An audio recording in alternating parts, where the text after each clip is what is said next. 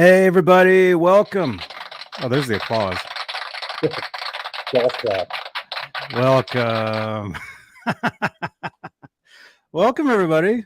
This is Johnny Bean. It's 8:06 p.m. Eastern, 5:06 Pacific on June 17th, 2022.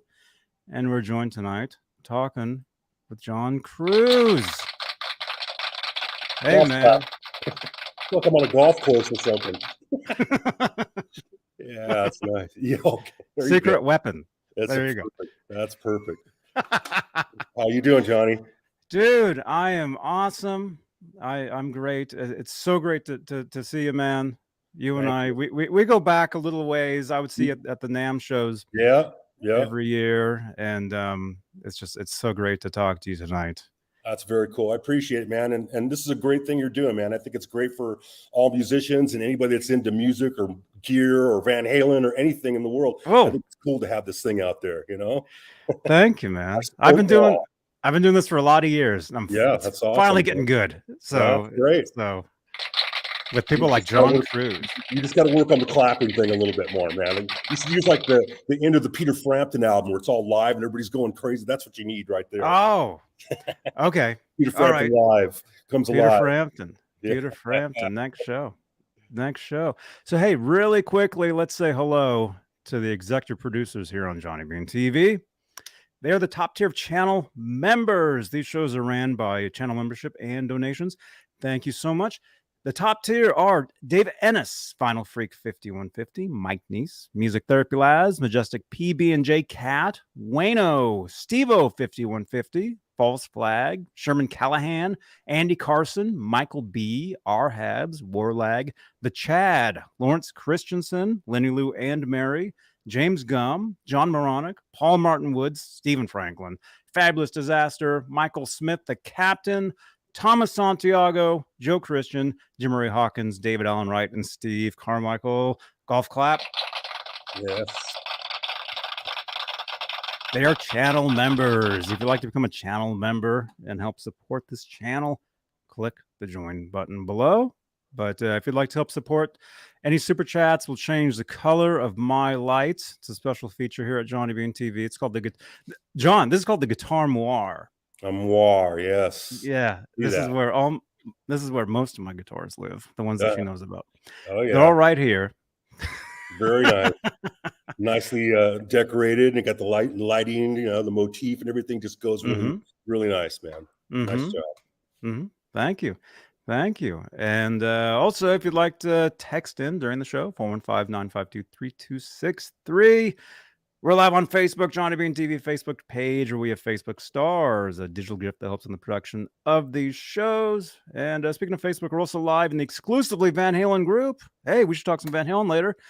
We're live in the EVH Gear fans group page and Johnny Bean TV group and so on. And this is also a podcast, so you can actually listen to us on iHeartRadio, Spotify, Stitcher, Apple Podcasts. I mean, pretty much anywhere you get your podcast. You can enjoy this episode. So, yeah, man. Dude. Cool. Dude. Man, like I said, we go back a lot of years. I mean, let's I mean, this is all about you. Let's go back to your beginning. Like when did you first get into the guitar, and what were some of your early influences? You know, as far as like playing guitar, I think I was like one of those late bloomers because I was destined to be a professional football player. That's what I wanted to do. I was so into it. Played Pop Warner. I played high school ball. And then one sad day, it was a weekday game we played at our school. I got tackled and piled on by 3 or 4 guys that landed on my knee and just twisted my knee a total opposite way it's just not used to going, and pretty much seared all my tendons on my knee that were irreplaceable. I mean, I couldn't, we tried to, it was just before they started doing the laparoscopic surgery and all that stuff. So I just had it in a cast for a long time thinking I was going to come back and it would be good and everything, but it never did, man. It just, it never healed. And I still have problems today with like when it gets cold outside, I have like aches and stuff in the knee and stuff. So I'm like thinking, well, what the hell am I going to do now? There's just so much so many things in life that I wanted to do, and play ball was one of them, you know. So you know, I go to school, and I always see people in the they call it the quad where I went to school at, and people would sit out there and have lunch with their friends, and you'd have the socias on one side, you'd have the smokers on the other side, and the jock on one side, and then just like me sitting there just going, what the hell, you know. And there was one of my friends was over there playing acoustic guitar, and he was playing like Neil Young songs.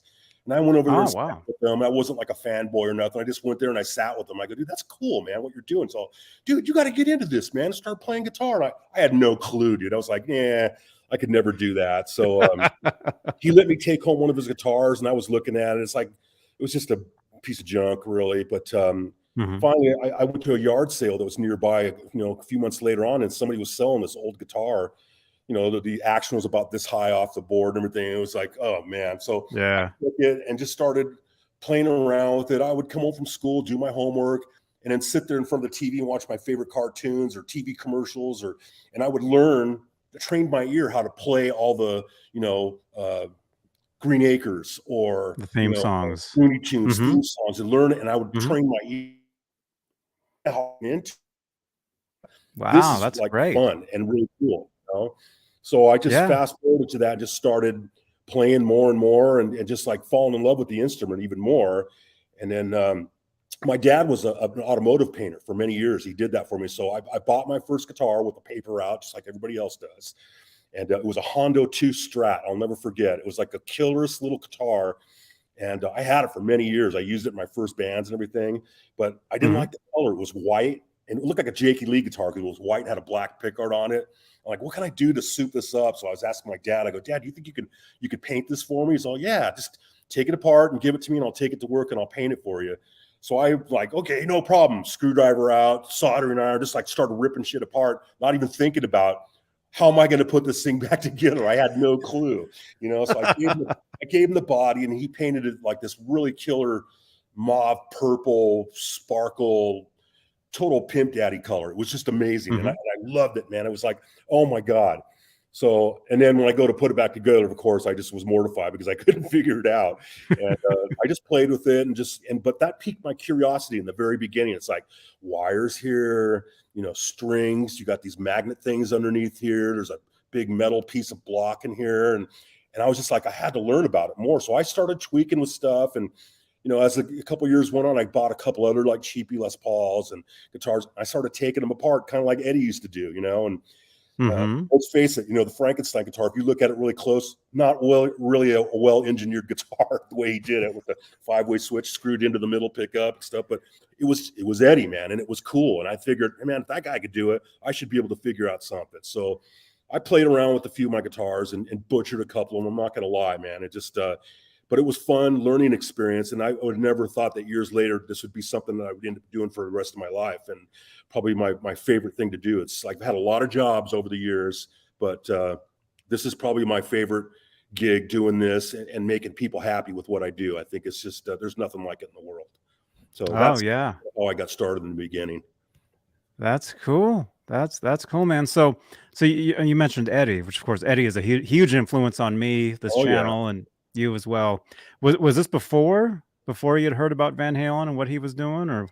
Well, you know, I already kind of knew, because being from the LA area, that, you know, Van Halen was tearing up the Strip and doing their thing. I was a little young still at the time to be going out late nights and going to the Whiskey and Gazzari's and you know, Starwood and all that stuff. But I did manage to go with a couple of friends that I grew up with at one point. We went down there, and it was just the hang of the lifetime. Just anywhere those guys would be, it was a freaking party, man. There's people driving with kegs behind their cars, following them, going to the Van Halen party and stuff. And I never went, but I wanted to. But I just knew those guys were going to be something. And there was a lot of great bands back then, you know what I mean? But Van Halen had, you know, bands were here, Van Halen was here, you know? It's one of those things where nobody was going to catch them. They were a freight train to be reckoned with. And I'm glad and just blessed that I got to see him and the whole band as many times as I did. It was the most amazing experience I ever had watching music, and the gift that guy had with the guitar, which just totally blew me away. And we're talking about album stuff. The first album was the one that just like, that's the one that, whoa, who's this guy? You know, and I listened to it over and over on an 8-track in my Datsun, man, driving around.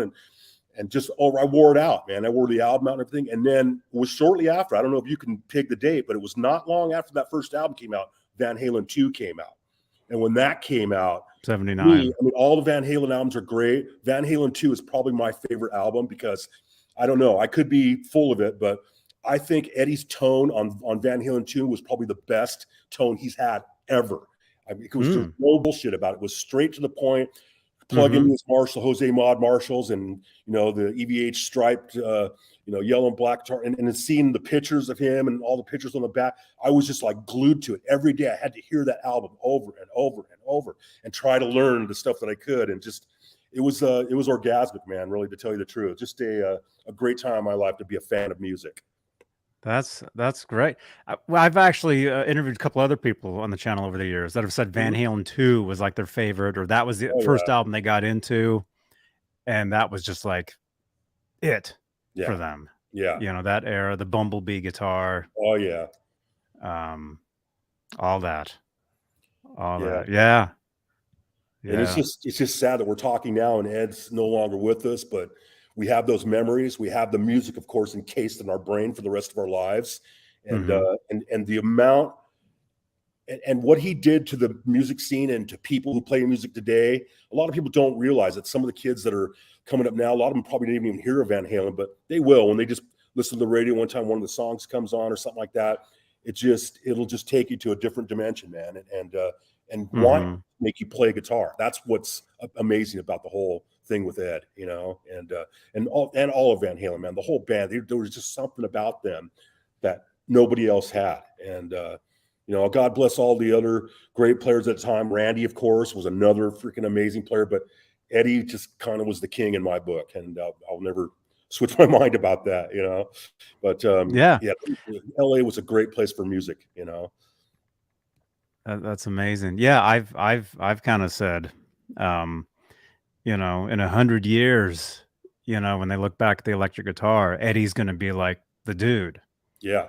I think because he just did so much for the instrument. And I mean, the songs, I mean, everything. There's no, I mean, it's just all around. It's just an incredible just story. Yeah. Yeah.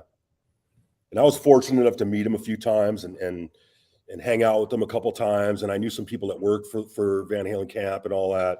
And it was just something else. It was just like, you're hanging with this special guy, man, that just fucking take it in for what you can, man. It's just, it was inspiring for me to, and he knew who I was already based on what I was doing already, which I was flattered by that, but he's the king. You know what I mean? It's like one of those dudes you talk to and nervous, but at the same time I wasn't, because he's no different than you or I, except he gets paid well to do what he does, and that's make music, which is amazing, but I thought at some point I would love to do something with him and make a guitar for him, but sadly that never got to be. But and there can always be influences.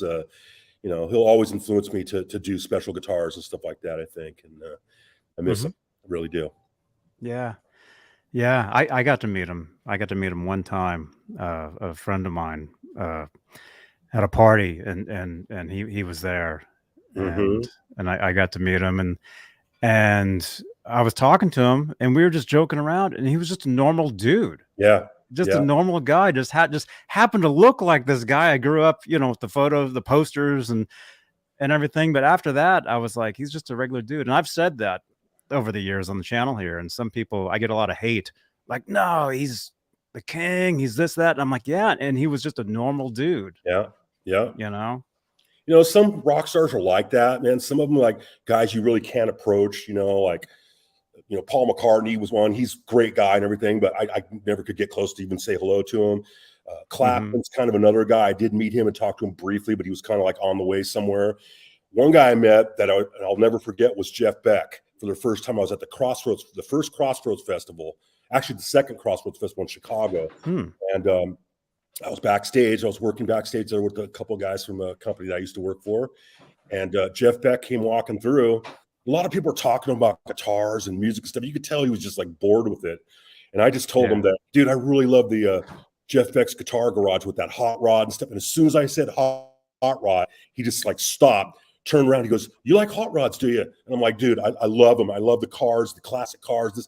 And then we ended up striking a conversation for a good 10, 15 minutes, which is rare for somebody like me to talk to somebody like that, you know. And then, of course, he had to go because he was playing and stuff. But I just thought it was really cool that I could take him out of his element, which is music, obviously, and talk about something I know he enjoys, which is working on cars and classic cars and hot rods and stuff. And I just mentioned hot rods. As soon as I said that, we were talking for like 15 minutes like I knew what the hell I was talking about with hot rods. I really didn't know, but it was just, you know, engaging with them. And I thought it was really cool. And I was nervous, but at the same time, it's like, you know what? I'm here working, and, you know, I'm here to see you as well. And anything you need, man, I'm here for you. You know, and it was like one of those friendship things that we struck up, and, you know, and I met him a couple times after that, but, you know, guys like that, they don't kind of remember, but they do at the same time. But that was like my one, you know, fanboy thing at Jeff Beck. You know, come on, he's Jeff Beck. You know, same thing with Ed or anybody else that I've met in the past. Man, it's a wonderful world of musicians out there. That some of them are very cool, some of them not so cool. But, you know, you thank them for what they do and what they contribute to the scene. You know. Yeah. Yeah. That's incredible, man. Really quickly, let's say hello. We got 49, we got 50 people sitting here. Wow. We got Joe Hervey 84. We got Rock Daddy. Great to meet you the other day, Rock Daddy. We got music Rock there, Daddy. Laz. How you doing, Rock Daddy? That's a cool name. That's actually a cool name. He's a cool dude. Yeah. He's a cool dude.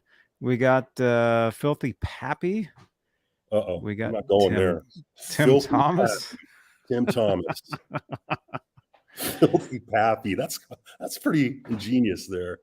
We got Tom Fritz. Richie? Yeah, that guy and I go way back. Good friend of mine. He kind of is the one that we used to go in his car all the time and get drunk on the way to Hollywood and go hang out at all the clubs down there. And he would take us to all these places. We'd go to the strip bars and stuff. It was just, those are days I'll never forget, man. It was like, and my first thing of clubbing with, you know, with Quiet Riot and bands that were playing down with him. So he kind of like knew that scene, and I'm like, dude, get me in, you know? So we had a great time together, man. It was an experience I'll never forget. But hey, Tom, what's happening, buddy boy? Tom, welcome, man. Yeah, he wants his Van Halen bootleg tape. Yeah, dude, I told you the first bootleg tape that I ever got was from him, and he got it from another guy. Oh, I'm trying to remember his name. I want to say it was Tom Paradiso. Tom, correct me if I'm wrong, but I think that might have been his name. And he had one of the very first Van Halen bootlegs, as far as I know. It was the first that I'd ever heard. It was on a cassette tape, and my buddy Tom had it and eventually gave it to me, and I still have it somewhere. But now I find some of those songs are like on YouTube. You can search it and you can find it and all that. But I was happy to have that I know nobody else in the world had this tape, and had some amazing songs on there. And I think I told you this the other night. There was a first version of Mean Street on there before it was Mean Street. It was called, what was it? Voodoo Queen. Voodoo Queen. But this version was an instrumental version. And it just, me and the guys that I was playing with at the time, we heard it and we're like, dude, we got to take this song and make it ours, make it our own. So I took it home and I listened to it every day and learned it and got the tone as close as I could. And, you know, couldn't do all the tapping and stuff, but I got the gist of the song, and we made it our own. And we're like, cool, we're getting ready to play our first backyard party with it. And we'll wow with this song. 2 days later, the Van Halen album comes out that has that song on it. And I just went, it just killed us, man. We were like, that's what you get, you bastards. They're trying to steal somebody else's. Exactly. Or this one. Yeah, exactly what happened. So yeah, those are the early Van Halen stories with me. And it says, man, he was a big influence on me, and even my playing style and tone and everything. And it was just so much joy to play guitar knowing that he was around. Just amazing. Yeah, amazing stuff. Let's see. Hey, everybody! I'm seeing a lot of new names here. A lot of Dave is here. Dave. Let's see. Guitar Man 45 is here.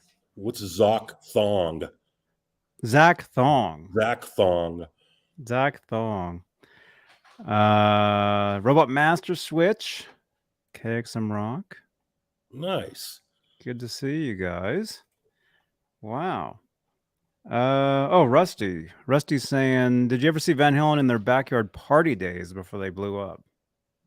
I personally didn't. It was probably it probably was just a little bit before my time, where my mom wouldn't let me go out of the house for long, and have to stay kind of close to the area. And their parties were all in Arcadia and Pasadena, and the Pasadena Civic and shit. And I found an old flyer the other day, one of the early Van Halen flyers that had Van Halen. It was a dance party, Van Halen, Stormer, and Smile. And it's like, are you kidding me? Those are some of the biggest bands that were in LA at the time. Of course, the other bands didn't really take off like Van Halen did, but like I said, it was just such a beautiful time to be hanging out on the Strip and seeing the music. This was the music capital of the world, LA. It really was for a long time, and entertainment capital. But sadly, things kind of dry up and move on, and but the music's still there. Yeah, that's good. Yes. Yeah. Yeah. Well, let's see. Good to see everybody. Make sure you smash that thumbs up. And if it's your first time here, yeah, subscribe to the channel or like the Facebook page, wherever you're watching from tonight. Like I said, we're live all over Facebook, YouTube, and eventually we'll be live on LinkedIn. Nice. Eventually, which will be awesome. I like LinkedIn. Yeah. I don't get on, but yeah, it's a good hub for all business things and doing that kind of stuff, and to hang with that. And very useful tool for sure. So let's see. Yeah, well, let's get into let's talk about some of your custom guitars, like some of the stuff that you've been working on. Yeah. I've got some photos. I don't know if you want to look at the pictures here. Let's see down here. Here we go. I'll just go from order. Let's start with this. Yeah, that's me being all rough and tumble, This is me hanging in front of the building that we purchased. Me and my partners had purchased out here in Tennessee, where we're at. No, we're not in Nashville, but we're in a town called Crossville. It's like right in between Nashville and Knoxville. Beautiful place. Oh, wow. Big city, but it's just perfect for what I wanted to do. And the building pretty much has it all. Beautiful inside. It's still pretty big inside. We're slowly starting to fill it. Things are happening there. We're making guitars. So it's happening. But, us being a startup and everything, it's just starting to materialize. So, hopefully people can understand that, it's taking a little bit of time to get things going. I understand that, but I hope you guys understand too, that I want to do it. I don't want to get stuff out there that I'm not proud of. And it just takes time to do it, man. And so that's our building there. And it's a really nice view of looking over the city and just a view. We're up on a plateau. So it's in Nashville, where it's probably 108 and humid as F. I'm up about another 200, 300 feet in what they call the plateau. So it's a lot cooler up there, and it still gets humid. Today it was very humid, and we had I thought it looked like it was going to be a tornado coming through, but it didn't, thank God. It was cloudy and a lot cooler. I could actually open the doors and get some fresh air in there. It was really nice, but I don't like to leave the doors open too long there, because you get these weird pterodactyl things that fly around and they come in the building, and I kind of freak out with that shit when I see it. It's like, God, you're trying to work and there's shit flying around you and stuff, but pterodactyls, really? Dude, we're in Tennessee. Come on, it's different from California. All kinds of weird things out here. But I got a mosquito bite last night, and I'm complaining. Oh my God! Yeah, tragic. But yeah, it's a beautiful place, and it was hard to leave California. It really was, but it was just, I'd had enough. There was just a lot of politics and stuff that I just didn't agree with anymore, and I just wasn't happy there, and I told my wife that someday, when my parents passed on, which they have, there's nothing really holding us here. We could kind of go wherever we want. And I had offers to go do this, what I'm doing now, pretty much in several parts of the world. I mean, I got offers from people in France and Germany, especially in Italy, to go work out there and do something. But I was just, I'm an American, man. I want to stay close to, home, where my family still is, and in California and stuff. But we made the move and decided to go to outside of Nashville and make a go at it here. And I think we made the right choice, man. It feels great out here. The people are so cool. It's just, I can breathe, I can think straight, and I can produce happiness, you know, in what I like to do, feel happy about what I'm doing again. And that was hard to do for a long time. And I'm glad I'm back at it and doing it again. And, you know, if people trust me out there that I'm going to give them the best guitars I can possibly can, I'll do that. And I can assure you that it's going to be the best that I can possibly do. Awesome. Awesome. Dude, I mean, I'm looking through some of the photos you sent me. Mm-hmm. I mean, these things here, let's start from here, I guess. Yeah, there's the starting of it. So we got 2 models at this point right now. You know, people are like, well, why don't you come up with your own designs? You know, I've been hearing that. It's like, I do plan on doing that, but the overall demand of what my customers and fans really wanted were the S and the T models. And it's, dude, if you could do those and continue doing those, obviously with your own headstock and stuff like that, we'd buy those things all day long. So I'm like, okay. So we jumped into it, man, and just started doing it because let's face it, it's kind of my favorite Strat style guitar, you know, to play. Of course, you guys got like Eddie and Richie Blackmore. They all played them, man, and those were my heroes growing up. That's what I listened to. So, of course, that sleek design will probably never be outdone by anybody, really. So it's it really is like just the feel and the way, you know, just the way it fits your body. Yeah. Like personally, myself, I could never play a Les Paul. Something about it, especially these days where this is getting bigger, you know, it's like sticks out. You can always put a contour on it, buddy. Oh God. Yeah, I hear you. I mean, I've always been an ST style player for many years. I had to do the Les Paul thing for a while because I was playing up until recently, like a couple of years ago, I was doing a Thin Lizzy tribute. And right, of course, I would all Les Pauls, you know, and I would see your posts on Facebook all the time, like playing gigs and stuff. I miss it. I miss my compadres, man, and doing that music. And I hope to maybe bring that back to life again, because quite honestly, some of the music out here where I'm at is kind of lame. You know, there's some great players out here and stuff, but they don't have the kind of tribute things that California is known for. There's a lot of tribute bands out there, some really great bands, and my hat's off to all of them. But nobody, and I mean nobody, was doing Thin Lizzy. Nobody was. And that was like my favorite band growing up as a kid, besides Van Halen, of course. But the ones that really did it to me early on was the early Thin Lizzy stuff. And I was just mesmerized by all that stuff. Phil, you know, Robo, you know, it was just such a great combination. And of course, they had my favorite guitar player of all time, Gary Moore, played with the band for a few years in and out. But it was something else. And the only time I really ever got to see them was, you know, obviously after Phil was gone. And it was still a smoking band, and you know, it had great guitar players and great vocalists and everything, and they played all the classics and everything. But yeah, I just thought, you know, if we're going to do a tribute, let's try to do it right. So we did it, man. We had our Marshalls. I had my Les Paul. I had a classic, and I played a collector's choice Brad Whitford guitar that was very close to what Brian Robinson was playing. And Gary Moore also, because he had the greeny guitar. So it looked very similar to that. And I just got used to playing it. It was kind of heavy. So that always kind of turned me off with the sound, man, that wall of sound. When you're plugging that through a Marshall, it just kicks ass, man. And you know, I had to play my Strats once in a while. I mean, I just had to. That's just was me, you know. But it was a lot of fun, man. And I miss it. And I hope to like revisit it again sometime. But I should have sent you a couple pictures, but you put them up there and people would chastise me because we were wearing like wigs. I remember seeing them on Facebook. Yeah, I was going to say you couldn't even want to give fans that probably never got the chance to see the band a true representation of the band, and we did it, man. We pulled it off. We played the best songs, and we had a hell of a time doing it. We got a lot of great gigs. Some people didn't get it. I'm like, well, yeah, I remember Jailbreak or Boys Are Back in Town, but they didn't really listen to the real shit. That was what made them superstars. You know what I mean? So we kind of shoved that down everybody's throat, and it was such a great time. And I plan to revisit it again sometime. Oh, that's awesome, man. That's awesome. Our friend Cemetery here. Thank you, man, for the donation. He says, John, do you use hand tools to shape your necks?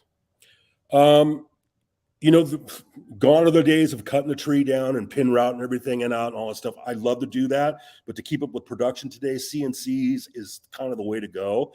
So we got the basic perimeter cuts and everything with the CNC, and there still is a lot of hand shaping and sanding and detail work, and everything is still done by hand. I don't think I'll ever change that. That's kind of how I grew up building guitars. And you know, there's a little bit of a different mojo on every piece that you do, you know, but to save time, yeah, we got to have perimeter cutting and stuff with CNCs. It's a lot more precision and less of a chance of getting hurt doing it, of course. But I still got to have my hands on that thing and shaping it, doing all the fret work, the rolling the fretboard edges, all that stuff has got to be done by hand. I don't think there's any CNCs. I'm sure there's CNCs that can do it, but I want it to feel, every guitar feels just a little bit different. So that's kind of like my thing with that. I hope that answers your question, but you know, there is hand tools involved. Yeah. He says very cool, very cool. Yeah, Symmetry. He's a cool dude. Cool, Symmetry. Cool dude. Nice to meet you. We actually, I don't know, I'm sure you don't have the time, but Symmetry and we actually played Grand Theft Auto together. Oh God, you know the game? You know, I know it. I know it. I think I tried to do it one time. I ended up freaking running over a lady with a carriage or a baby or something. It's like, I can't do this, man.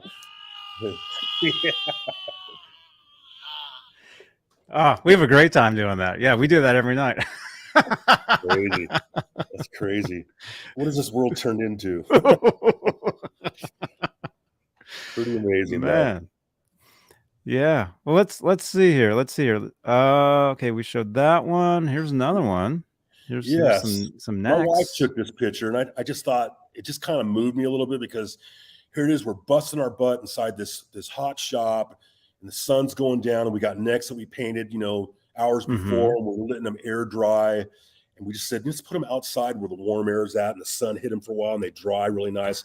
We just thought it would be a good idea to shoot a picture of it at the time, and that's what it was. And I just liked it, man. It just kind of signifies that, you know, here we are in Tennessee and we're doing it.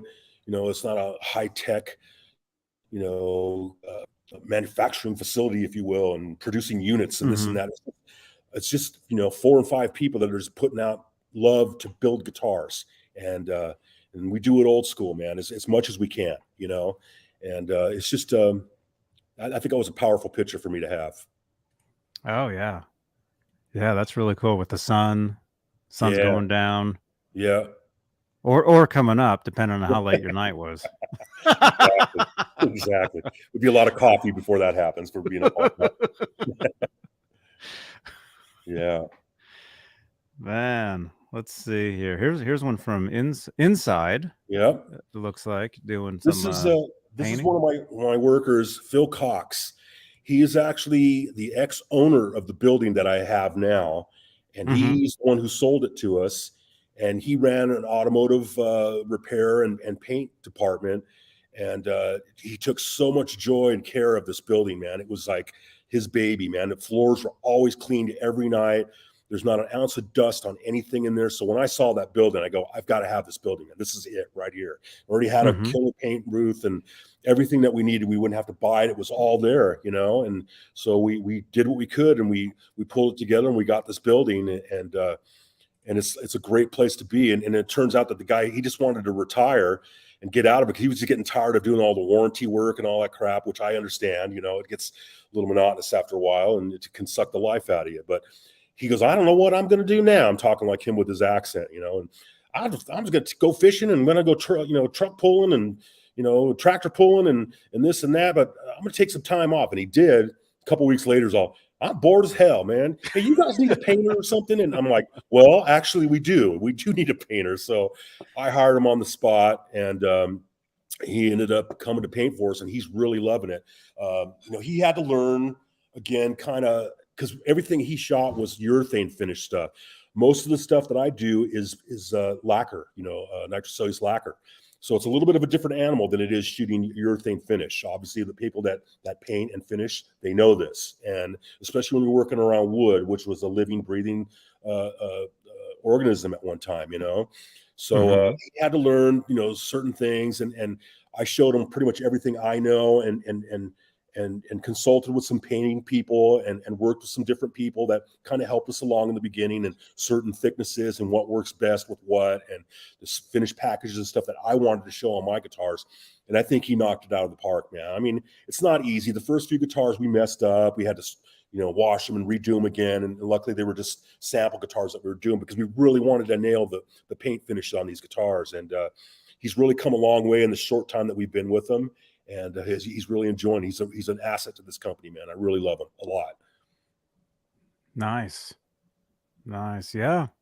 That is that the one? Was that the Strat with the yellow with the racing stripe? Yes, it is. I picked that one for you, Johnny, because I know you're an EVH fan. A lot of people yell, "There's a Bumblebee right there," and I'm like, "Well, it kind of is." And I saw a lot of classic cars. At the end of every month here in Crossville, they have like a car show thing. There's a lot of retired people around here, and they bring out their old hot rods and classic cars and stuff, and they park them up at the end of the street. And I walk through there and I take pictures of stuff, and I'm like, wow. That's cool. That's cool. Some of the colors that I picked on our Premier 50, which we'll talk about in a couple of minutes here, are based off of those colors that I saw. And I'm a big classic car fan of, the early colors and pastel type colors and stuff. Mm-hmm. I like very cool, I like those too. But to me, at the same time, the black and the yellow or any color stripes that you would put on it, it always to me signified Eddie, and especially the Bumblebee thing, and and so that was kind of like I wanted to do a black guitar with a yellow stripe, just kind of as a nod to Edward. Even though I didn't do the stripes like him, I would never do that. I just wanted to show him that I'm thinking about you, bud, and hopefully, like will think the same way that I did when I made that guitar. Awesome. Yeah, I think you're holding there. You're holding it. Yeah, in this photo I'm hugging it, kissing it, because I know it's going to be gone soon, and it's gone now. So it's all cool, man. I can always paint another one to keep it in the shop. But what I'm holding there is one of our first series of guitars that we did with the company is called the Premier 50. It was basically our first 50 guitars that we made, the very first ones. And we did 25 ST models and 25 TL models. And it was based off the Crossville series guitars is what we're calling them. And these were all like classic colors that I had adored, and stripe combinations. And I wanted to do the competition stripe just as a first. We're coming out of the starting gates, man, like, all guns blazing. Yeah. It was that kind of idea. So I did that. So people are thinking now, so everything you do is going to have stripes on it. No, not so. It's just this first series. We wanted to do it. And we sold out the 50 pieces literally in a couple of hours. They were gone. So it's starting to remind me of the old days when I'd put out a beautiful guitar and next thing we'd have an order for them for a back order for a couple of years or so. So I'm just so happy to know there's people out there that enjoy it, that still enjoy the guitars that I make and stuff like that. And it was just a segue into what's yet to come. And I'm really happy and proud of these guitars going out there. And I hope the people that get them are the same, because we wanted to come out on top right at the beginning. We did a custom case, G&G cases in LA, made our cases for us, which they do a lot of stuff for some of the big manufacturers. Let's see. I think like this photo here. Yeah, there's one of the cases right there. This is pretty much everything you get inside a case of a John Cruz custom guitar. Man, and it's all like top shelf stuff, man, even down to the cord on the left side right there. There these cords that's a pretty heavy duty cord. Yeah, it's one of the best sounding, and bar none, dude. It's one of the best sounding guitar cables I've ever heard. I mean, these guys, they're called Runway Audio, and they're based out of Nashville.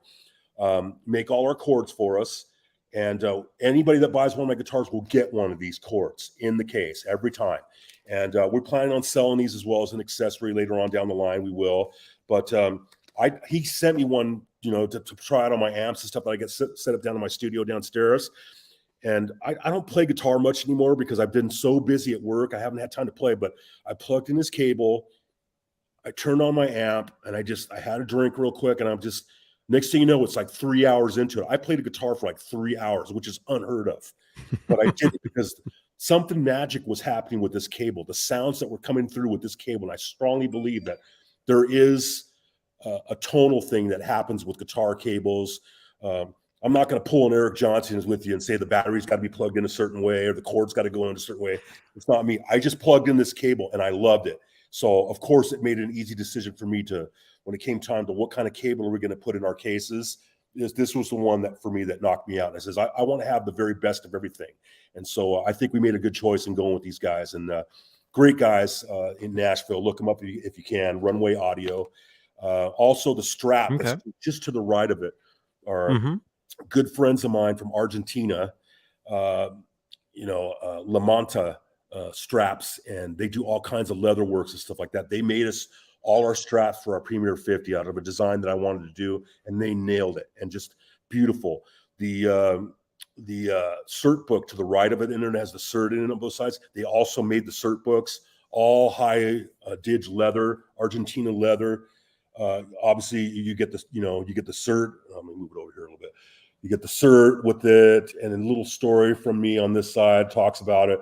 But the books are really cool, man. It's just, it's all hand stitched, and just, you could tell there's a lot of love. This is not something that you would get from China or something like that, which they make some great stuff over there too. But I wanted something a little personal from a company of people like myself who care about what they're doing. And then these guys really have a love for leather products. And Lamont, I can't say enough about them. They're my brothers, my friends. They help us out with everything. Anything we need, they'll do for us. They sent me a wallet of all things that had an ST headstock on it. I'm like, kind of embarrassing, but it's a great thing. And I put all my money, my credit cards and stuff in there, and I still use it today. So I'm a proud owner of a Lamanta wallet. So I've been using the same wallet for years. I need a new one. That's kind of how mine looks, but the leather they use is like high dig leather, so it's going to last you a lifetime. Even the straps and stuff that we're using are all made by them. Obviously the Premier 50 ones were a little bit more special. These are really cool straps too. It's branded with the name, all that and everything, but they're really strong straps, and every guitar comes with one of these straps. So it's very cool. So everybody will get one of those. With the Premier 50 also, we wanted to do something a little special. So we did this briefcase guitar stand thing that everyone that bought one of the Premier 50s will get one of these stands. And it went over so good, and people were so happy to get them. They could put their favorite John Cruz guitars in there, which I'm flattered by. I just thought, man, after this is over, let's change it up a little bit, and we'll continue getting these cases, and we'll probably sell them as an accessory through our accessory line. I think it might do pretty good. And I wish I had a picture of it to show you right now, but it's a really cool little case. You could take it to the gigs, have it in your studio. You can put all your Strats in there, or Tellys or Les Pauls or whatever in there, and they'll hold everything equally. And it's just a really cool thing. But those are just some cool things that we wanted to include in our first series guitar to let people know that we're here, we're real, and we're not going away anytime soon, man. And just hopefully if people will support us and back us on this, then I think the best is yet to come, because I've got a lot of ideas, a lot of things that I want to do. I want to eventually go into amplifiers, guitar pedals, all that stuff. And I've got me and my partner both have some holy grail amps that if we get the right amp guys to work with us and stuff like that, we're going to take apart and dissect these amps and find out what makes them tick and make something new and really outrageous out there. That's kind of the plan. But we want to get the American Line series off the ground first, for sure. Awesome, man. Yeah, dude. Yeah, I mean, this really is quality stuff here. I mean, look, it is, man. I'm really proud of it, and and proud of my team for helping me and doing this thing, because I couldn't do it myself, man. I tried to do it myself for a while. I'm Superman. I can do this, and not so, man. I'm coming home, and my wife goes, "Are you ready for dinner?" And I'll just fall down the couch. I was out because I was just busting my butt at working 7 days a week sometimes, just trying to make stuff happen, and I still do it today. And luckily I have my wife working with me now, and she helps me. I'm training her how to solder, and she ages parts for me, and I'm gonna turn her loose and start building guitars pretty soon, so I could just kind of do one of these, and I could do that over there, but it takes time, and you got to have some people that are passionate about it, like I am still, that want to do this kind of stuff, and it's a cool thing. And I was lucky enough to get 4 other people that I'm working with now that I hired recently that live nearby, that are young. A couple of them are inexperienced, didn't have it. So I took the time to train them and show them why this is happening like this, why you need to do it like this. And they're learning, man. And the beauty of it is they're taking what I'm learning. They're taking notes. They're going on YouTube. They're studying. They're buying books. They're going to music stores the way I did. That's how I learned, man. I didn't come out of a luthier school and say I knew it all. I had to learn it. They threw me to the dogs, man, at the beginning, you know. And what I did was I would go to like, you know, Norm's. I would go to in LA, or I would go to like some of the guitar stores on Sunset and really sit there and look at the vintage guitars and stuff that I was really fascinated by. Took a lot of pictures, handled a lot of them, just asked questions and stuff like that. I think for anybody that's coming up in this business, it's really important to nurture yourself with what goes around and from the pioneers that started this whole thing. And I was lucky enough to be able to work with some of those people and know some of those people in the past. So it's kind of fueled me to come up with the, you know, some guitars that I think people will really dig. And in fact, I want to show you the very first prototype guitar that I did was it was a Model ST that I did, and people really loved this one, and it kind of took off as far as orders. We got a lot of orders. You can see there's checking going on in this thing. I really can't hit it right in the light. Probably can't, but you know, there it is, the rosewood neck. It's got my headstock on it. Headstock design. It's got the metal plate, chrome plate on there. Kind of a sleek, classy looking guitar. All hand wound pickups. You know, custom hardware, custom tone pots. We're using Dunlop speed pots, or what are they, speed pots? What are they called? Super pots. That's what they are. The Dunlop super pots. And I've tried all other pots, and they're great and everything. But these ones I just liked a little bit better. The taper was a little bit better on them. Obviously, they're encased pots, so you don't get a chance of getting any dirt in there, which kind of gets the pots to be scratchy a little bit after a while. But it's just a quality thing, and all the workmanship that goes into each one of these guitars is like what I was known for in the past. And I really take a lot of pride in doing that, because half the people will probably never take their guitars apart and look at them, but if they do, they're going to open it up and go, look, this guy spent some time doing this. And I want to instill that in my workers moving forward, that I don't want anything going out that's crap. I want the best workmanship, and put as much pride into everything that you build as you can. And you know, and that will pay off in the long run. I think people will see that. Yeah, I agree. And there, you guys, John Cruz Custom Guitars, there's his website. Yeah. JohnCruzCustomGuitars.com. You can check them out. A lot of great photos on the site. Yeah, we're starting to get into it a little bit more, and as we grow a little bit more, and we're finishing up on the Premier 50s. They're just about done now, and we've got a lot of new colors and stuff that we're starting to introduce. You know, people ask me, are you still going to do like classic 3-tone sunburst stuff?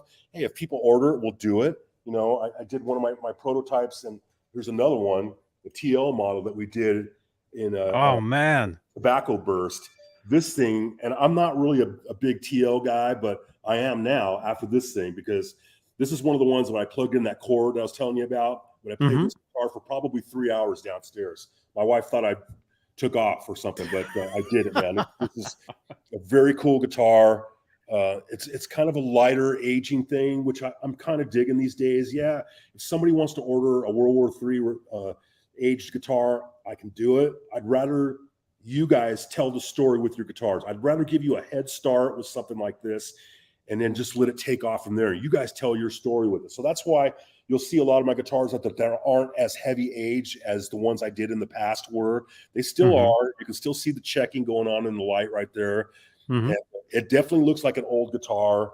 You know, I still do my necks the way I do them, and, you know, aging and all that stuff. And it's just got the right feel, man. Wow.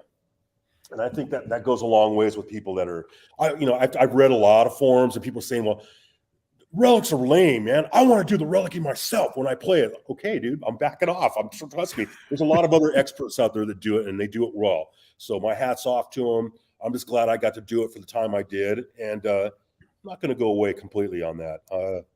I'll surprise some people at some point when I feel the urge again to do it. I will do it when the time is right. And I have a lot of really nice reclaimed woods and stuff that I'd like to do some stuff with, and projects, and of course artist tribute type things I would love to get back into again. I'm still friends with a lot of my artist friends out there, and I would love to slip them a guitar someday and try this out and see what you think, you know? So, yeah, hopefully that will happen, you know? Cool. And just to let people know, I'll do an aged guitar if that's what they want, but we also do pristine guitars. That's one of our big daddies, you know, pristines. And this is people say, well, that's a really nice candy apple red. It's not so. It's not candy apple red. It's called wineberry, which is along the lines of a candy apple red, but even more so. It just, when you get it in the sunlight or anything, it just explodes, man. It's just a vibrant color, beautiful guitar, sounds amazing.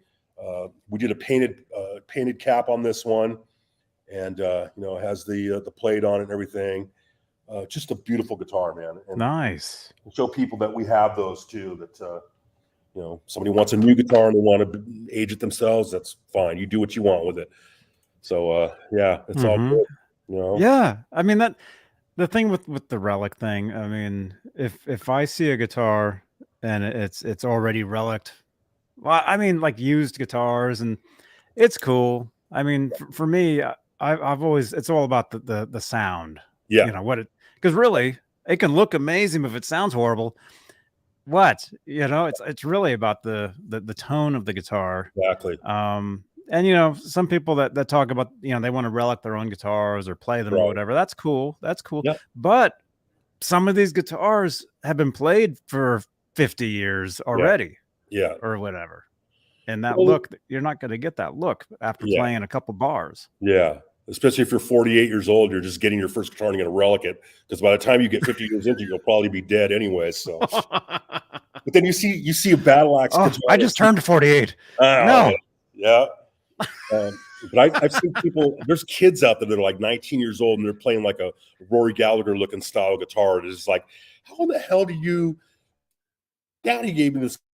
I get it. So it's cool, you know, and it works well. But and like I said, I still like some of the heavily tasteful aged guitars. I like a lot if they're done tastefully. But there's a lot of stuff that's been done like overdone, and I'll be the first to admit it. I've seen it, I've done it, and it wasn't my doing. It was customers who requested it. Just remember that customers request that. I don't say I'm going to do a World War III relic for you today, and it's based on what people want, and you got to give the people what they want, and that's what we do. So luckily, with my new business doing this, I'm kind of giving people what I want, and kind of backing off a little bit. And it says now it's up to you to tell your story with this piece. And so far it's been great, man. People are really loving it, and just hope it'll continue. You know, we're trying really hard to keep this thing rolling. Yeah. Let's look, dude. This picture right here, man. Yeah, oh my gosh. That's just a little family shot of the Premier 50s. Some of the colors, there's one that's missing, and that was actually the coral red color. It had a gray stripe on. I didn't have one completed at the time, but I figured I'd put these on there so people could see it. And so you can see some of the colors that we chose, and they all went over really, really cool, man. It was just a great series of guitars for us. I think that kicked it off for us, and people really loved it. Yeah.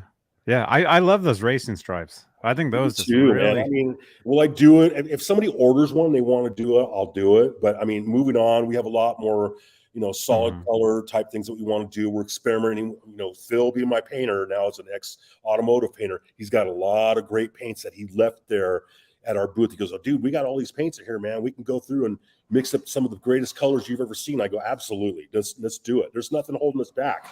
We're not cornered like some of the other vintage companies are, and you know, with only certain colors, we could do whatever we want." And I still pay homage using some of the vintage colors, obviously, but there's a lot of new colors that I think are equally as good, if not better, in some cases. And I plan to explore those colors as we grow. Nice. Yeah, man, these are just awesome. So I got another one here that was along like the first prototype I did. This is one I just completed the other day. That's kind of a silver sparkle over black, so you can kind of see it. It's a beautiful guitar. And you know, we did a painted peg on this as well. Same thing. A little bit of flash to it, you know. And if you look at it, it's hard to see it like in this light right now, but there's a lot of checking going on it. and a few little dings here and there on the edges, something that would normally happen when you play it. But I don't think, honestly, for me, I've seen some other guitar companies do it where they order a sparkle finish and they just beat the hell out of it and rip the finish off of it. And quite honestly, man, a sparkle finish is a lot thicker finish, and they wouldn't wear like that unless you're playing a guitar on the back of a bus and dragging it on the road. It's the only way a guitar is really going to get that way, man. I mean, let's be honest here, So I try to do a little bit more of a tasteful aging to it, and it still looks to age, and it's beaten. You don't have to worry about hitting it on the ceiling fan when you take it off or whatever. It's already got a head start for it, and that's kind of like the route I want to go, I think. And I think people will appreciate it a lot more knowing that we got a head start for it, but we're going to let them tell their story with it. Again, I keep going back and tell the story, but it makes me feel good knowing that people are going to tell a story with these guitars. And as we go on and we start adding to our site, I want people to put their guitars that they bought from me up on there. Show me pictures. Here, man, I played this one for 2 years. Look at what it's turning into now. I thrive to see that kind of stuff. So by all means, if anybody's got pictures like that of the guitars that I have made and show me how they're aging and stuff like that, I'm all ears and all eyes. I want to see it and hear it and everything. Nice. Yeah. What you can do is, and I'm sure people actually probably already do this. You can ask people to please tag you, like on Instagram. Yeah. Like your Instagram page. Yeah. Let's absolutely. See. I'll put it right here. Instagram. There we go. There's John's Instagram. All right. If you own one of his guitars, you can tag. Well, I'm sure people already do it because people, they're always posting their guitars everywhere. But that's got to be a great feeling, man. Yeah. To see your guitar. Especially ones that maybe you kind of grew close to, like you were saying, like you put it, you built it. It's like, man, this is really great, but you had to get rid of it, and then maybe you'll see it out there, like maybe even like on stage or something. Yeah, that's happened many times, and also the times that I was building guitars, and you're always playing for a good 20 minutes, half an hour, 2 hours if nobody was around. They were hard to let go sometimes. They really were, because it just had a special bond with me in there. But I know somebody's going to have equal time with the guitar and probably fall in love with it and stuff. So yeah, it's orgasmic, I think, at times to pick up like guitar. There's that certain guitar that just does it for you, and I'm hoping with everything that we do with John Cruz Custom Guitars will be that somebody's number one. That's kind of what I'm praying for. Can't please everybody, I get it, but one guy will probably say, that's not for me. The next guy will come and go, I just found my number one. You know what I mean? So it's going to be somebody's number one. Why not you? Yes. Got it. So we're trying really hard. I'm sure there's plenty of people out there that have John Cruz guitars as their number ones. I mean,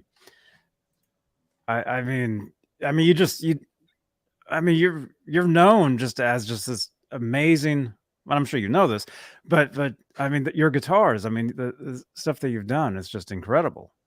Yeah, I'm so humbled by that. I mean, because it's something that took me a long time to learn and to put everything into it to take it to a top tier level, and there's a lot of discriminating people out there that they got to have the best of something. So I figure, my dad instilled that into me early on, that always do your best work, because you never know who's going to be watching. He was right, and so yeah, it's a great run with who I was with before, but it's not over yet, and I think we got a lot of things to say in the future here, and hopefully people believe in me and want to see it grow and help it grow. You know what I mean? It's a big thing. Yes. And music is a great thing, and to have the right instruments and tools in your hand, it's a big deal. It really is.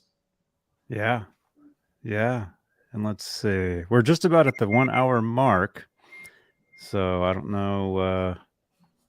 We had said we'd do an hour at least. Yeah. Getting warmed up. Yeah, dude, we've done 4 hours, 6 hours. Yeah. I love you, Johnny, but I don't know if I'm going to be good for that long. 9 hours from now, you'll be like, just hit the button already. I actually have to work in the morning, so yeah.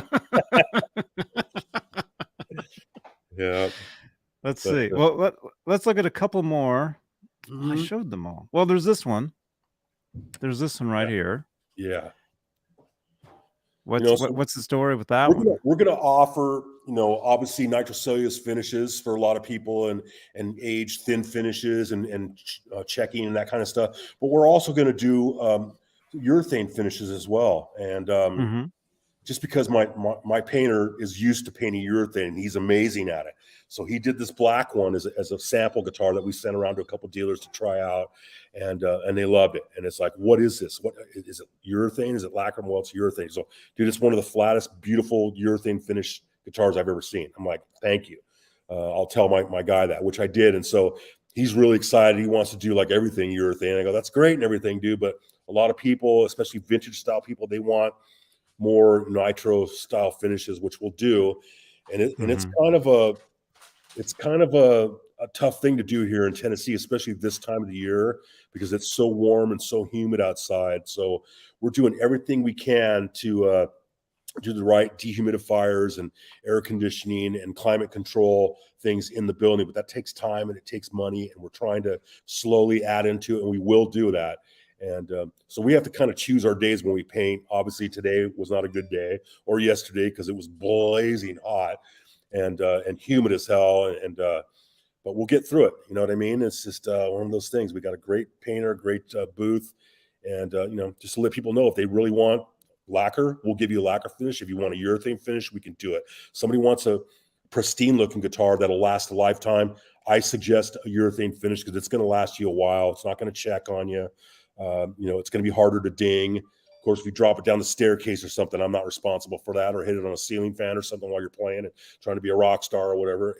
It's going to get dinged, man. It's just what happens. Jumping off the stage. Yeah, jumping off the stage, exactly. But I think it just has a really beautiful look to it, and with that also, we have a lot of cool colors and that we're going to come up with. We got a couple really, really nice colors. That we're going to introduce pretty soon here. A lot of people will see them.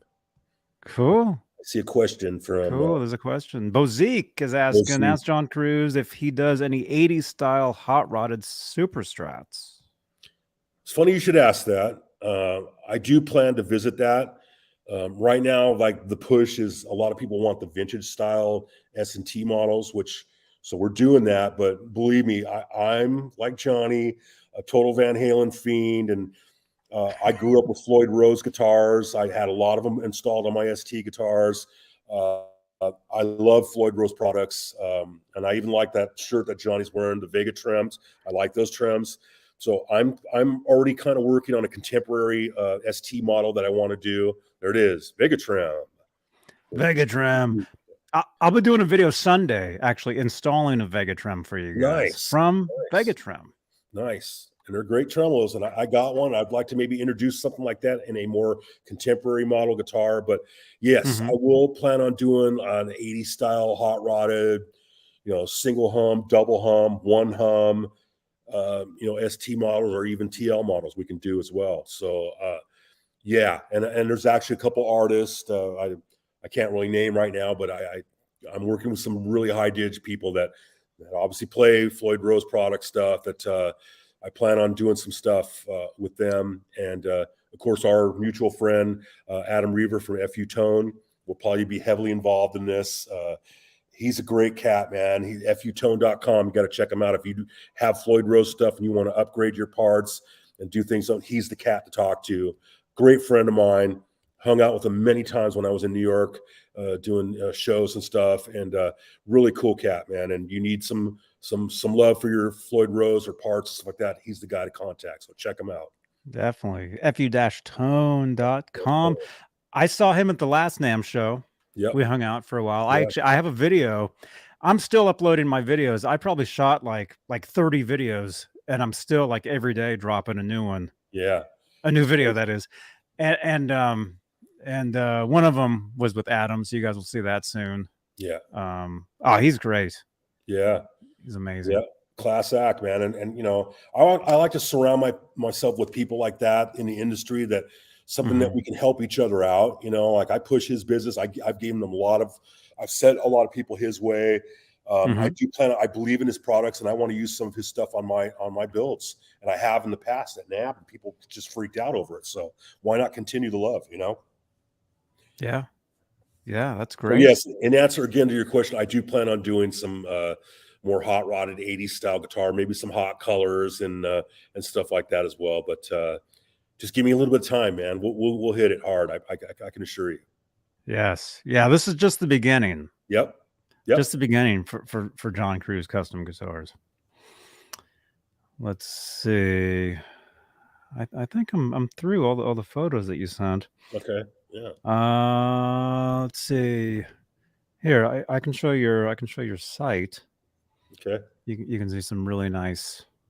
Yeah. Really nice photos. There's a couple pictures of the first prototype that I showed you, the gold ST model, and there's another one. It's a little bit more of a heavier distressed ST model that I wanted to do, and that is the Gulfstream Blue is what it's called. Gulfstream Blue with the competition stripe on it, and it's a little bit more heavier aging. It's a color over color thing, so I did a Gulfstream Blue over a 3-tone sunburst.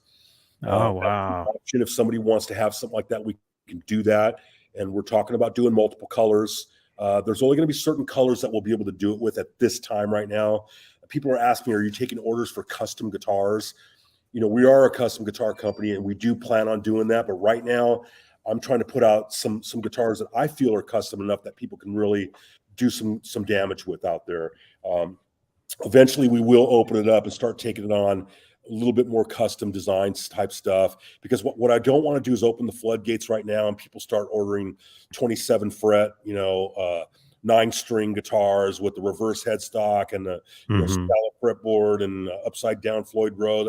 I just, that stuff will put me in the ground faster than you know what I mean.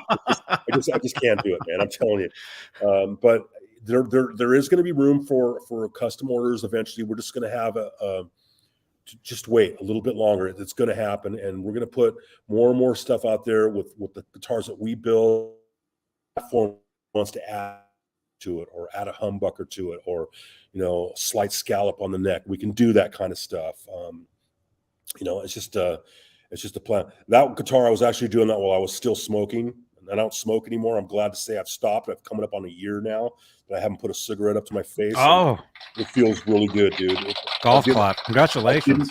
I didn't think I was ever going to be able to do it because you get stressed. You just don't. You did smoke. I would see you at NAMM and we would go out to the balcony and we would hang out and you'd be smoking. I remember that. Yeah. And that's why I had the froggy voice at the end of NAMM. Every like this. Hi, Johnny. I got tired of smelling like a freaking dirty ashtray every time when I came home. My wife hated me smoking anyway, so I had to try to find a way to hide it. And I did pretty good at it for a few years. But it's like, you know what? I'm knocking off another hour or two off my life every time I put one of those up to my face. I figure I'm getting a little bit older right now. I want to be around a little bit longer for my granddaughter and my daughter and my family and stuff, and this business, of course. And I think I just need to start cleaning it up a little bit, and that's what I'm doing. But it still looks cool as hell when you have it on there, I think. Oh yeah. Yeah. Man, that's a really nice. I really dig the headstock and the what do you call it? The plate? Is that the yeah, that's just the faceplate emblem thing that goes on. I've seen other people do it, and they do it where they paint it on, or a plexiglass thing. This is actual metal that's on there that's been formed to fit the neck and chrome plated, and it has the signature on it. And it just kind of, ties in with the whole motif of the guitar. I think it just fits it well. So that's what we went with it on that. Oh, and it definitely gives it the more the what do you call it? The look. It's got a classy look to it, but then there you go. You can also do the Phil Lynott thing where you're on a stage somewhere and when that light hits you the right way, you can freaking blind the chick in the front row with it. The light hits it right. So yeah, in a sense, you could say that's a paying homage to Phil Lynott and his plexiglass P bass that he played for many years. That guitar. That one.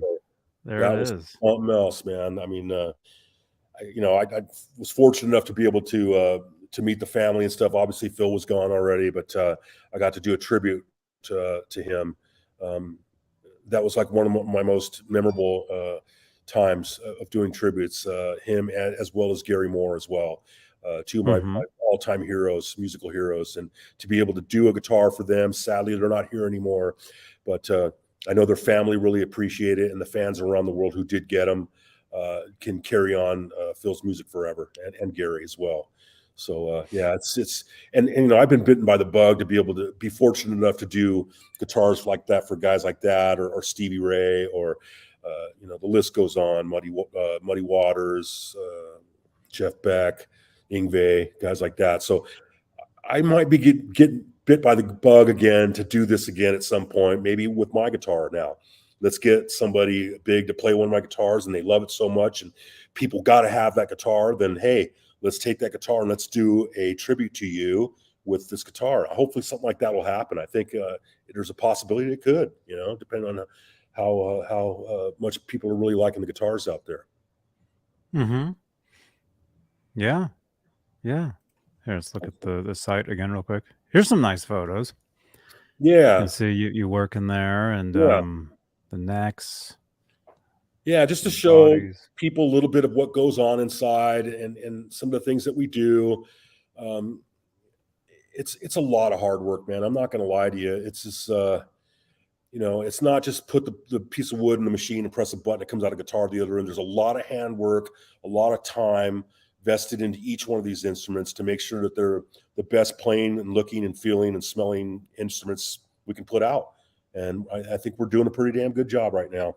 And I couldn't do it without my team of guys that I've got helping me, and the people that are building guitars with me, and my wife, and everybody just in between that helps out. It's just you can't do it without having a good team, and I've been fortunate enough to have a great team thus far, and hope to continue it as the years go on. Wow, that's great. One of my favorite pictures, though, right there. I might have to consider doing that as a screensaver. I'm like, it doesn't sound like it doesn't sound weird, does it? No. No, look at that. Which Yeah, man, in the chat, we got 60 people sitting there. In the chat, which guitar would you, if you could have one of those, which one would you? Man, I really like, I mean, I like the is it black with the yellow stripe? Mm-hmm. The Eddie? Yeah. Black with the yellow. I mean, they're all awesome. They are. You know, the first one that really got me was the white with the Monza red stripe on it. That was the one. It was like very classy. But as soon as I got the first one done with the black and yellow, I go, uh-oh, that's my favorite one now. So those two are my top two go-getters. And I'm kind of sad the one that's not in there is the it's a coral colored one that's very reminiscent of Gary's guitar, which is kind of a, you know, they call it a salmon pink, even though in my mind there's really no such thing as a salmon pink. It's more of a coral type of color, and it's all for what it is. But you know, somebody will fight me on and say, nope, there is salmon pink out there. Okay, there is. But so that's kind of like my homage to that color. Like I said, I really love a lot of the early 50s and 60s car colors, classic colors. And I'm probably going to be doing some stuff, doing two-tone type things. I've always liked that look. And we'll do them as pristine finishes, or we can do them as you know, any type of finish package that we offer. And it matters what you want to do, you know. And there's a lot of cool colors out there, and I'm going to be putting a lot of stuff out there, and I'd love to hear people's feedback. You know, either go to my Facebook page or my Instagram page, or leave us a message on the website and tell us what your favorite colors are. I'm going to try to put as many new guitars up there as I can, because obviously some people don't get to see some of the guitars after they leave. But thanks to you, Johnny, for doing this kind of stuff that I can share a little bit of what I do and just kind of clue people in on what we're doing, man, and hope they jump on board, man. Yeah, definitely. Oh, and you're welcome, man. I mean, I've actually thought about contacting you for quite a while. Nice. For this. And I'm thinking the last time I saw you, actually, it was you and your wife, and we were at the is it the Hilton? We were upstairs, and you guys were getting ready to go into a show. Right. I remember. Right. And the big mystery was oh man, what was it? Who was? I'm trying to remember. I remember that. Wasn't it like one of those Metal Fest things or something like that? There was a bunch of like. I want to say it was Steve Vai, Billy Sheehan. Yeah, yeah. And the question, it was like, I forget who the singer was, but everybody was wondering, well, what are they going to play? What's the set list? That's the big mystery. Yeah. Your wife had the set list. Oh, She showed it to me. So I knew exactly what they're going to play. And I'm texting my friends. I already know. Ha ha. Yeah. It was an amazing night, man. Plenty of note diarrhea going on there. I can't say that. I take that back. I'm sorry. There were some very gifted musicians that played that night. I got it. Hats off to them. I was just like all night just watching people just blow my mind. So I love seeing stuff like that, man, and can appreciate musicianship like that. I could never do anything like that, but to know that there's people out there that can do it, it's very amazing. Mm-hmm. Mm-hmm. And you can make the guitars that they can play. Well, yeah, that'd be fun, wouldn't it? It's kind of like that's kind of like the thing we want to happen, you know? Yes. In time, you know, I think some of our stuff will be getting out there. Somebody will see it at a store or contact us or something. They got to have something made or something, and I'm happy to oblige, man. I think it'd be a great thing. It'll help us out a lot. Yeah. And people have been asking me also, you know, you're doing an American Series guitar. I'm sure it's going to be something that I can't afford. Are you ever going to do something that's going to be a little bit more affordable for people? And I paused for a second because I wanted to figure out how I was going to say it. And the answer is yes, absolutely. We plan on doing that because I want to get my guitars, my instruments into younger people and older people that maybe don't have a lot of money. I want everybody to have one of my guitars. So what I got to do that, and even to get like the kid that gets his first guitar for Christmas, usually a cheapy Chinese made guitar or something like that.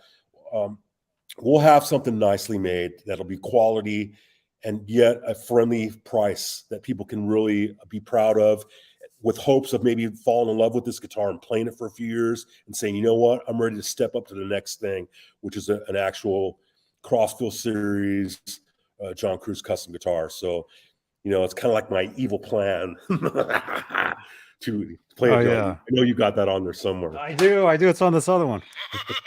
There you go. This is the John Cruz sound machine. There you go.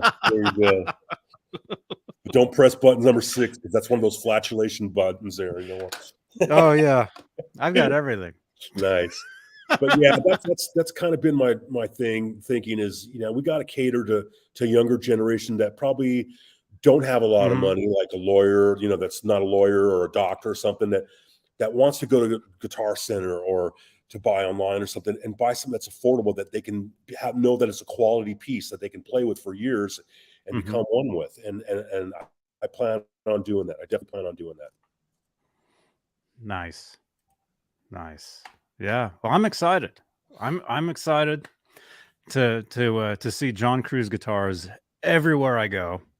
Because I do go to a lot of guitar shops, you know. Yeah. I do like little stealth reviews of stuff, and I'm looking forward to the day where I can walk in and it's just John Cruz custom guitars everywhere, and I get that'll be very soon, man. We're trying to do what we can. We've only got like a handful of dealers right now.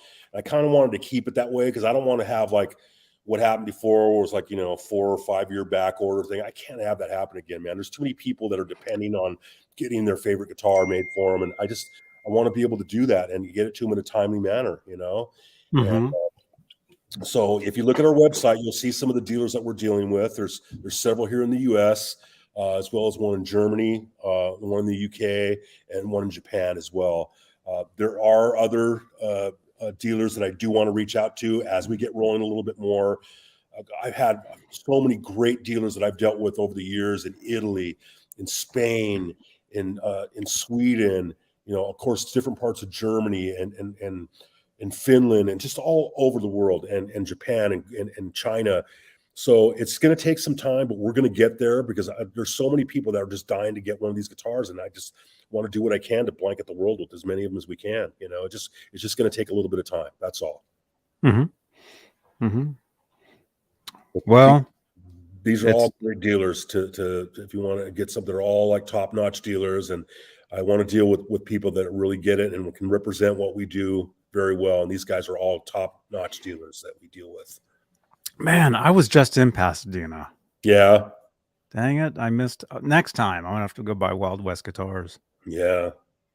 Yeah. Wild West, there's some Definitely. they're the guys that reached out to me very early on. So it was an easy, yes, you will be one of our dealers. But the owner that I'm good friends with, he's an interesting cat, man. He loves to collect vintage guitars and an acquisition of artist guitars, maybe some famous guitars that you've heard of or seen before. This guy now owns them. I just found out the other day that he went to an auction thing and picked up some of Alex Lifeson from Rush's guitars. And one of the ones that he showed was a very early 60s TL model. And it was something that, that Alex used on some of the early records that people don't know about. They think it's all Les Pauls and his 335 and stuff.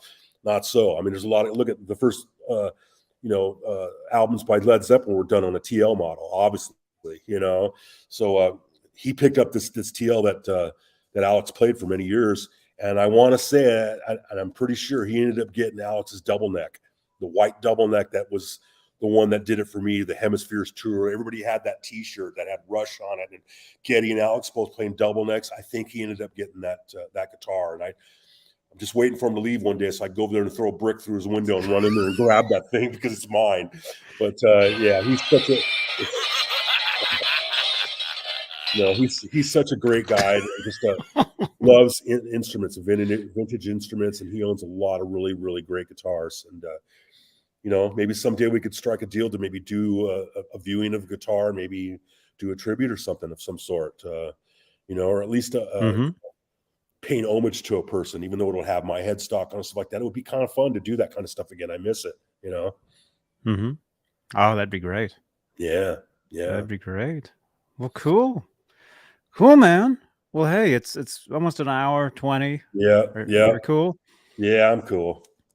All right. Well, hey, everybody, thank you so much for watching. Everybody, we got 60 people sitting here. We got Facebook, we got YouTube, and this video will be on here forever. So you can share the video out with your friends, and this will be a podcast as well. So this can be listened to on iHeart, Spotify, Apple, everywhere. So awesome. Well, don't hang up. Let's just say thank you. I'm in the wrong brand. There we go. Brand 1. Thank you so much to all our channel members here on Johnny Bean TV. You guys are just incredible. There they are. Thank you so much for all your support with these shows and this channel, and look for a lot more coming up very soon. I mean, this is just, how for John Cruz Custom Guitars, it's only the beginning. For Johnny Bean TV, this is only the beginning. Yeah. So you've been doing it for a few years. Even though I've been doing this for 46 years. Yeah, exactly. It's finally starting to take off. Yeah. Hey, dude, also, I just want to thank you for inviting me on your show, man. It means a lot to me, and to be able to talk about what I'm doing now. And most of all, thanks to all those people that are on the right there that have tuned in to take a listen, to say hello. My eyes aren't the greatest anymore, so it's kind of hard to see some of this stuff, but I'm going to look back at it a while. Leave Johnny messages, leave me a message on my Facebook thing. I'm not an evil person, man. I'd like to talk to you guys and find out what makes people tick and what you're looking for in guitars and stuff in the future, because I feed off of that, man. So say hello anytime, man. I'm on my Facebook page, on our business page, on our Instagram page. We're available, man, just to say hello. And again, to have guys like Johnny doing this kind of show, it's really important out there, and it supports the arts and the musicians and everything, and Van Halen, of course. So I just want to say thank you for having me on, man. I really appreciate it. Oh, you're welcome. You're welcome. Come back anytime. Oh, obviously, yeah, for sure. Anytime. So johncruzcustomguitars.com. That's where you can check out his site. His Instagram and Facebook are both there. So make sure you follow him on Facebook and Instagram. And all right. Don't hang up, John. We're gonna say thank you, guys. Goodbye off the air. Everybody, come back tomorrow night for Saturday Night Live. That's my Saturday night show. Nice. And we I may have to call in on that one. Yes, definitely. All right, rock on, everybody. We will see you guys tomorrow night. Take care, everybody. Johnny Bean TV. Good night.